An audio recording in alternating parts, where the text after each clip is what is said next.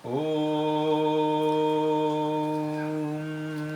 मत्तः परतरं नान्यत् किञ्चिदस्ति धनञ्जय मये सर्वमिदं प्रोतं सूत्रे मणिगणा एव।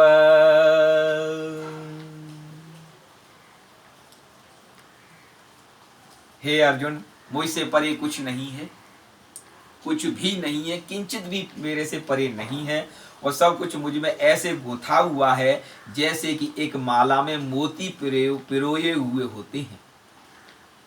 बात सही है। आज हम योग की बात करेंगे और योगेश्वर श्री कृष्ण की श्रीमद् भगवद गीता की बात करेंगे, जो कि योग शास्त्र है। इसमें योग वशिष्ठ भी आ जाता है, और इसमें जो है योग सूत्र महर्षि पतंजलि का योग सूत्र भी आ जाता है। छोटा सा धर्म ग्रंथ है श्रीमद् भगवद गीता, 700 श्लोकों का, और जैसा कि प्रचारित प्रसारित किया जाता है महर्षि पतंजलि के योग सूत्र को, और उसमें भी अष्टांग योग के यम, नियम, आसन, प्राणायाम, प्रत्याहार, धारणा, ध्यान और समाधि, ये 8 जो अंग योग के बताए गए हैं, यम, नियम, आसन, प्राणायाम, प्रत्याहार, धारणा, ध्यान, समाधि।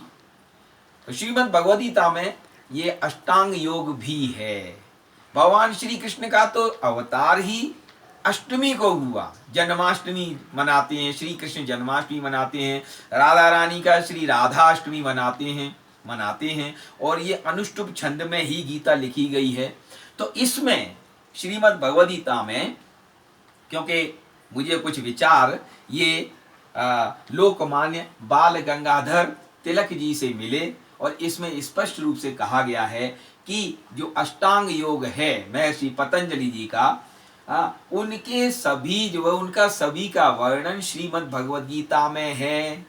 और ये श्रीमद् भगवद गीता जो कि गीता रहस्य के नाम से है, और इसमें भी लोकमान्य बाल गंगाधर तिलक जी ने भी कहा। उसी बात की पुष्टि को हम करके देखते हैं कि ये शब्द कहाँ कहाँ पर हैं। हम तो फिलहाल इतना ही देखते हैं, नहीं तो विवेचन तो बहुत लंबा हो जाता है।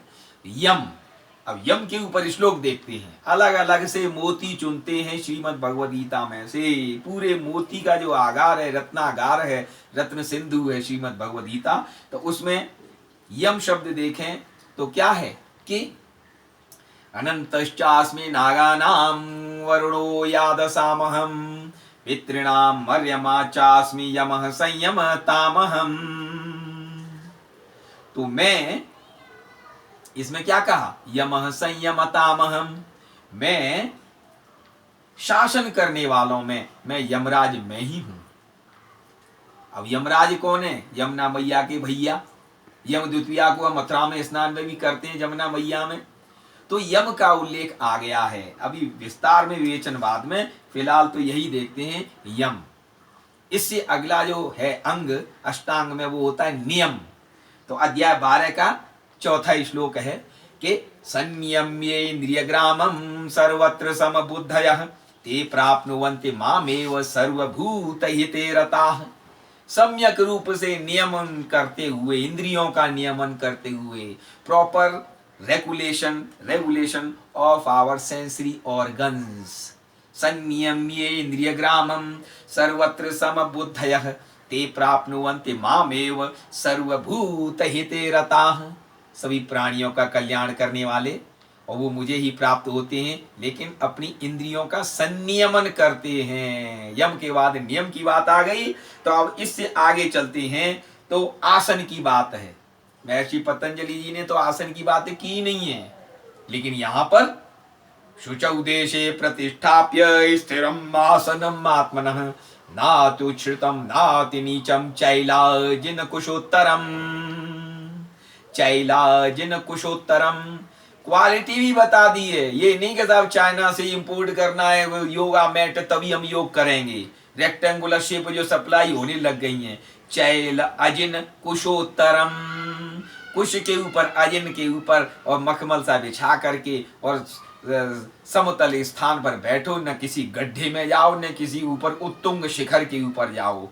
तो ये आसन के बारे में है। और गीता माता में तो जो ब्रह्मा जी के बारे में भी कहा गया है कि वो भगवान के हृदय में, शंकर जी के बारे में भी कहा गया भगवान के हृदय में। और कैसे बैठे हुए, कैसे विराजमान है, अध्याय 11 के विराट रूप में 15वां श्लोक है, अत्युत्तम है। अर्जुन ने कहा आसन के बारे में कि पश्यामि देवांस्तव देव देहे सर्वांस्तथा भूत विशेष संघान ब्रह्माणमीशं कमलासनस्थं ऋषि च सर्वानुरगां च दिव्यान्। तो ब्रह्मा जी और ईश, ईश मतलब ईशान, ईशान मतलब शंकर जी, ये दोनों कैसे विराजमान है भगवान के हृदय कमल में, कमलासनस्थम। तो आसन की बात आ गई। अब प्राणायाम की बात अगर हम करते हैं तो अध्याय 4 का 29वां श्लोक है, अपाने जुह्वति प्राणम प्राणे अपानम तथा परे प्राणापान गतिरुद्ध्वा प्राणायाम परायणाः अपरे नियताहाराः प्राणान् प्राणेषु जुह्वति सर्वे अप्येते यज्ञविदो यज्ञक्षपित कल्मषाः। तो 29वां 30वां जो श्लोक है अध्याय 4 का श्रीमद् भगवद गीता में, इसमें प्राणायाम की बात आई। और भी अनेक स्थानों पर इसका आपके जो उल्लेख है।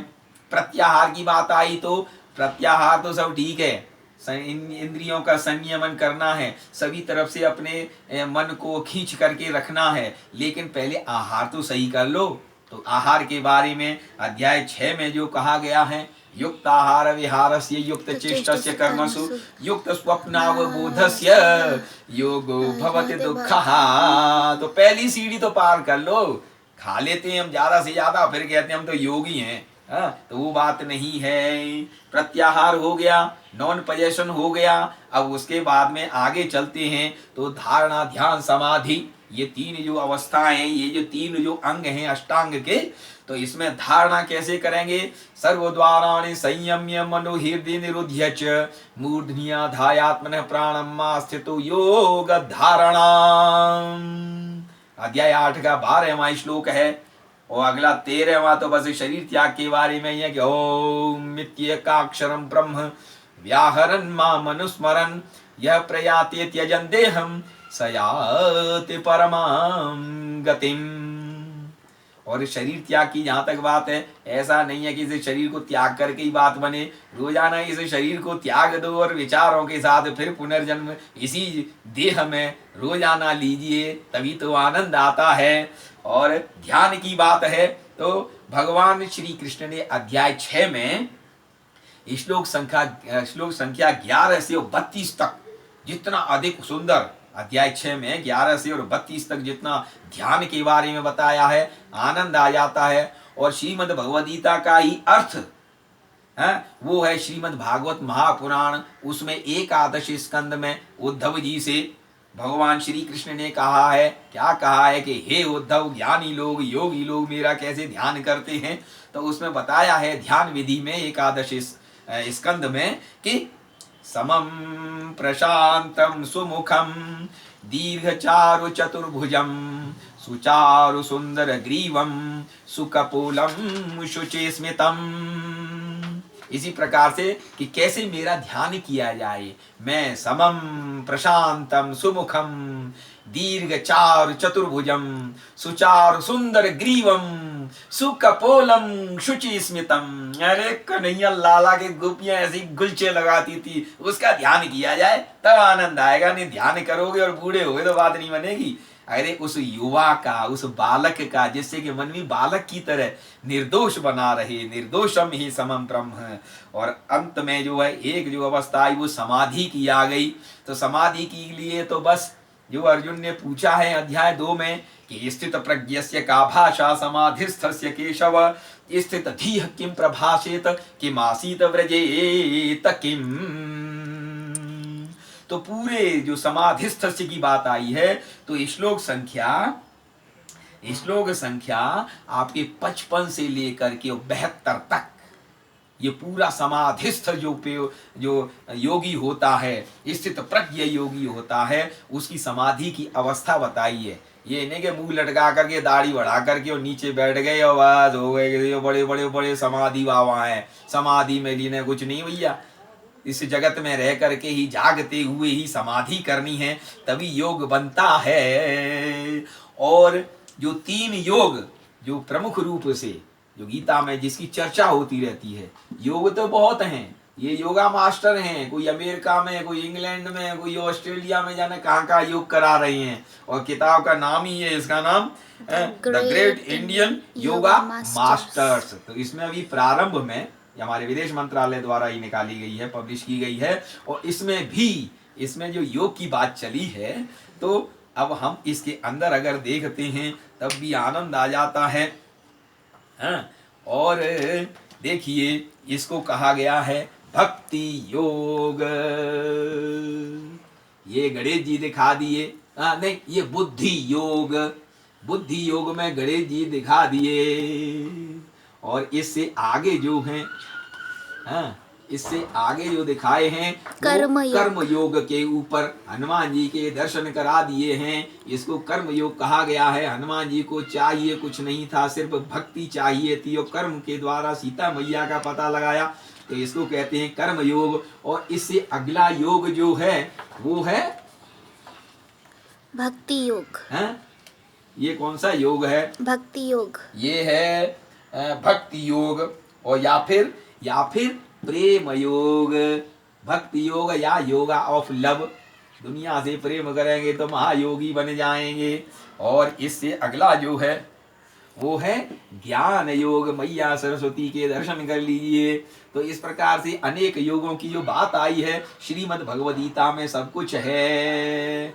बोलिए श्री वृंदावन बिहारी लाल की जय। इसीलिए कहा गया है कि योग शास्त्र है तो श्रीमद् भगवद गीता है।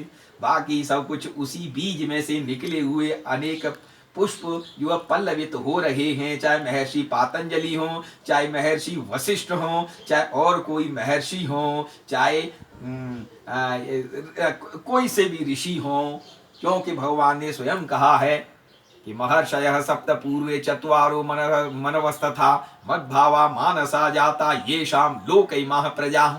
तो सभी जो है महर्षि, सप्तर्षि, सभी महर्षि, ये सब मेरे ही मन के संकल्प से उत्पन्न हुए हैं। तो योग करना है तो श्रीमद् भगवद गीता की शरण में जाइए, श्रीमद् भगवद गीता की शरण में आइए। बोलिए श्री वृंदावन बिहारी लाल की जय। बोलिए श्री योगेश्वर यदुकुल शिरोमणि भगवान श्री कृष्ण की जय। चंद्रवंशी की जय। जय हो।